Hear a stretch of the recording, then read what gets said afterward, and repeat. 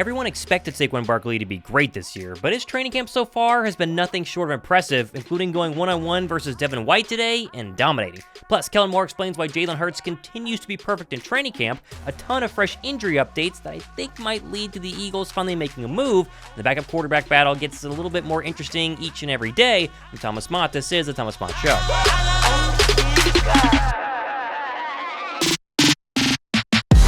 As training camp installs continue throughout the week, we're exactly 1 month away from the Eagles' Brazil opener against the Green Bay Packers. And if you weren't already pumped for that game, how about listening to Green Bay's GM tell Adam Schefter yesterday just how excited he is to not have to play in Philadelphia. I'm going to go glass half full on this as much as I can, but we're not in Philly, so that's a really good thing, right?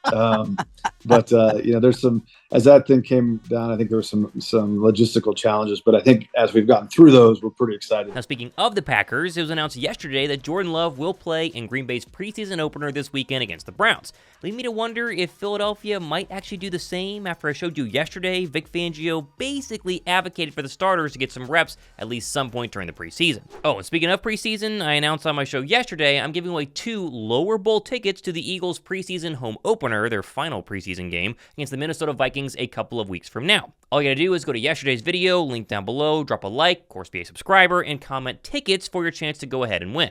Also, don't forget, we're like less than 3,000 subs away, getting to 60,000 subs to give away the signed Brian Westbrook jersey, and I also now have Monday Night Football home opening tickets. That's going to be Falcons versus Eagles to give away once we get to 60K as well. Now, the big concern yesterday was some injuries at key positions, and don't panic, there's good news. Cam Jurgens was officially back at practice today in a limited fashion, but seems to be okay. Also kind of back was CJ Gardner-Johnson, who didn't have pads on, but was seen running off to the side to start today, and apparently has a newly disclosed shoulder issue that is not expected to be a long-term problem. Still, though, safety continues to have kind of some depth question marks, leading to one fan this morning yelling at Howie Roseman as he took the field to go sign Justin Simmons, to which Howie responded by, I guess, waving back to the fan. Do with that as you will. Now, speaking of Denver safeties, a safety not named Justin Simmons was released by the Broncos yesterday in 24-year-old veteran Caden Stearns. Now, Stearns had a really solid 2022, but then suffered a season-ending injury to start 2023, and apparently, at least the past couple of days, wasn't cutting it at Broncos camp, leading some Eagle reporters to say Philadelphia should go sign Caden Stearns to just be a depth piece, the connection with Fangio, and it just makes too much sense. I'm still skeptical of the Eagles signing anybody, but we'll at least keep an eye on it. Now, lost in all the Eagles' offensive fireworks the past couple of weeks during training camp, I think has been the play and, more importantly, the leadership of running back Saquon Barkley. Star running back has not gotten a lot of love from the Eagle media because they're focused on a ton of other players. I mean, naturally. Still, though, he's looked very, very sharp. When the pads came on, he's been dominating when the ball's gotten into his hands. Even yesterday, Barkley admitted that he's starting to get very comfortable in Kellen Moore's new look offense. Yeah, I mean, that all comes with repetition. I think I'm getting a really good feel for those guys up front right now. I think we're running the ball pretty well. But like I said, there's always things you can improve, you can get better on. But that comes with reps and practicing with each other and trusting each other. And, how I like talking to them, seeing what they like, what they don't like. You know what I mean? And also seeing how we can play with the defense with the way that, Stout and Kellen, all those guys are scheming it up and putting us in positions to be successful. People at Eagles training camp keep noticing there's just something different about Saquon this year. Like the aura around him just feels new. It feels lighter, like a weight has been lifted off of his back after carrying the Giants on his shoulders all those years. By the way, drop a like down below if you expect Barkley to have a career year in 2024. Personally, it'd be very hard for me not to draft him very early in my fantasy football draft. Oh, and a good example of just how far ahead Barkley is versus the other backs probably came during pass protection reps today versus the starting linebackers, where Jimmy Kempski noted that Saquon Barkley owned those drills. He stopped Devin White in all 3 of their reps together, plus an additional rep against Zach Bond. Now, speaking of the Birds offense, and of course the offensive coordinator Kellen Moore, he spoke to the media today and talked about how, yes, a lot has changed. You saw a ton of different looks during the Eagles open practice. I covered that in a video. It looks fantastic. Still, though, the offensive install has really just started, according to the OC. Yeah, you got a really good foundation at this point. Obviously, transitioning into preseason football here very soon. It kind of shifts gears into preseason focus. You get joint practices coming up, and so we got a lot of the core in now, and now it's just the adjustments within that. We've taken our first lap through it from training camp perspective, and now we make all the adjustments, whether it be scheme, personnel, all the fun stuff. We just keep building on it.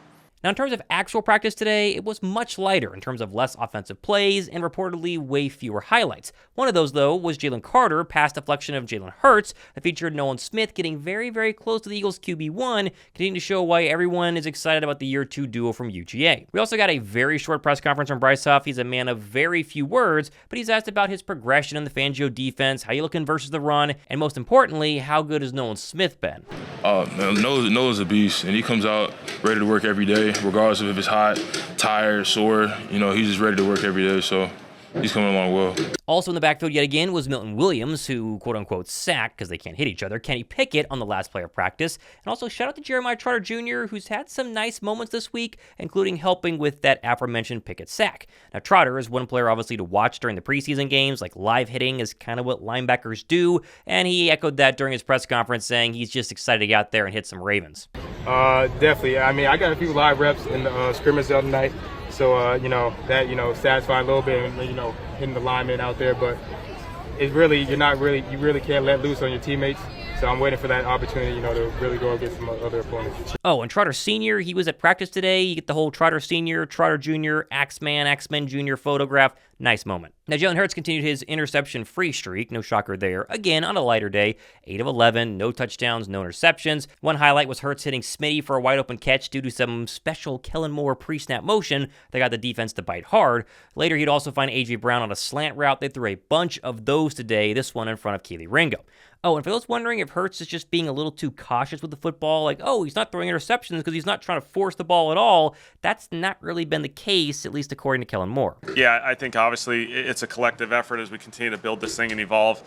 You want to utilize as many tools as you can while keeping them clean and clear for the entire offense. And sometimes it's not necessarily about Jalen, but it's making sure that all 11 are on the same page. And so he'll continue to have those tools. He's done an excellent job through camp of just utilizing different adjustments when he needs to, protections, routes, run game. He's doing a phenomenal job with this. Excellent decision, excellent preparation by Jalen. He's doing a great job with the football. He's still aggressive. He's still trying to get the ball downfield. He's trying to make plays. He's just making really, really good decisions. And he's doing a nice job, and really the whole group as a unit. I think we've only had a couple, two maybe so far in camp.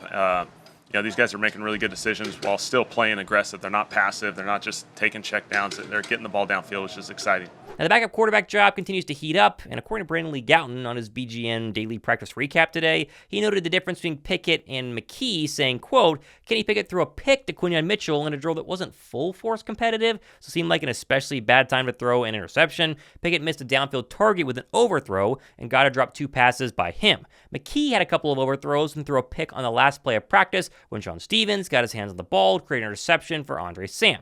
It's the third McKee interception of the last 2 days. One was probably his fault, but still, neither contender is running away with the backup quarterback job at the moment. We should get some more clarity during the preseason games. Now, for what it's worth, Pickett did give a pretty interesting report on what it's like being a quarterback in the Kellen Moore offense. Hurts isn't necessarily the most open to talking to the media, if I do say so myself. And so hearing what Pickett thinks about the new offense, I thought that's pretty interesting. I think the versatility, obviously the talent that we have and being able to get the ball to all those guys in multiple ways, whether we're handing it or throwing it. I think the quarterback run game, the different variations that we have there make it really hard, on a defense to really cover everything. So I think it's all credit to Kellen and Coach Nuss and how they kind of design the system and how they run it. It's been really impressive. I think a balance and attack in all areas of the field. Whether it's in the pass game, the run game. We're distributing the ball to a lot of different guys in a lot of different spots.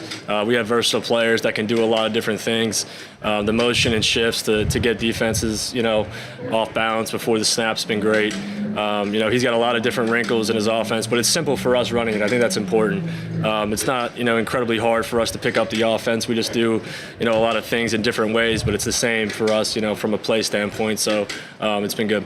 A couple of injury moments. There was a time when John Ross went down with some unknown injury and he rode the cart off the field. What's weird, though, we've had 0 updates here, like at all. And this happened way earlier in the morning. You're watching this, sometime in the evening on Tuesday. It's a good sign we haven't heard, serious injury reported, but still, thoughts and prayers for John Ross. Hopefully he's going to be okay. Oh, we also got a little look at Cooper DeJean. I saw people in my comment section yesterday asking, where's Cooper DeJean? Well, there he is chatting it up with Isaiah Rodgers. Of course, one's in pads. DeJean is not. He's about a week and a half, I would say, away from returning from the hamstring injury. Getting those mental reps on the sideline continue to kind of be the one way he stayed in shape, according to the head coach. We'll see. Again, this is, never going to do a timetable on anyone. It's not fair for me to say that to you guys, and then there's a setback or there's an advancement in it, and it's not fair to those guys either. And so we'll see. I know, again, he's working his butt. Nobody works in that training room harder than him, and he's really working hard because he loves this game. He loves his teammates, and he wants to be out in that field. As mentioned, a lighter practice today. They still went for an hour and 40 minutes, and they were in full pads, but not a ton of hitting and not a lot of overall 11-on-11s, mainly due to the fact that Philadelphia, they've been practicing since Sunday this week. They still have one to go tomorrow before a break, and then, of course, the preseason game. We'll cover all of that, including the preseason game on Friday evening. Myself and Josh Davis live for what we're going to hopefully turn into the best Eagles live watch party you can find on YouTube. I'll show you how we're doing that by joining us on Friday. Until then, I'm Thomas Mott, hanging out with you guys on a Tuesday. This has been The Thomas Mott Show.